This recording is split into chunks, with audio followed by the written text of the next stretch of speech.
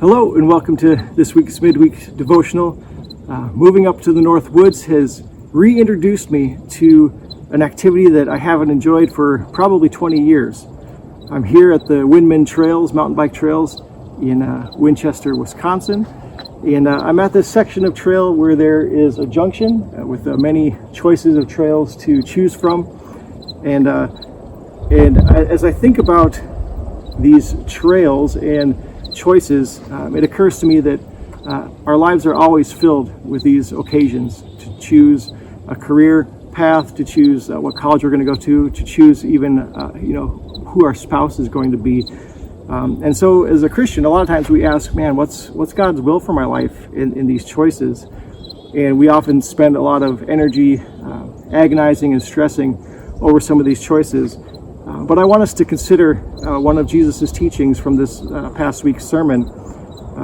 And that's when he said to his disciples, then he said to them, all of them, if anyone wants to follow after me, let him deny himself, take up his cross daily, and follow me. That's in Luke 9:23.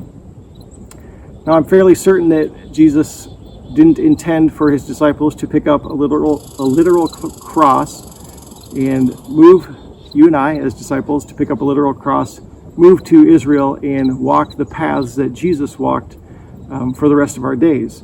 Rather, the key to understanding this, and even as Randy had pointed out as well, is this phrase of denying himself, submitting our selfish desires to be more like Christ, to demonstrate Christ in our lives, that we have crucified our sinful nature and bring our wants and desires into submission and the likeness of Christ. So outside of outright sinful behavior choices, we can have freedom as we deny ourselves and take up our cross daily and follow him in whatever college path we choose, career path we choose, even in who we could marry. There's freedom in those choices. And because I can submit my selfish desires and wants to the authority and will of Christ as I take up my cross daily.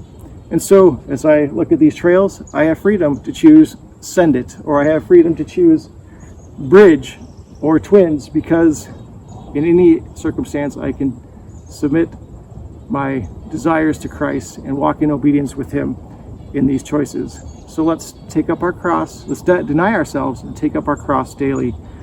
Thanks for your time this week, and I hope you find freedom in your relationship with Jesus as you take up your cross daily and follow him. Have a blessed week.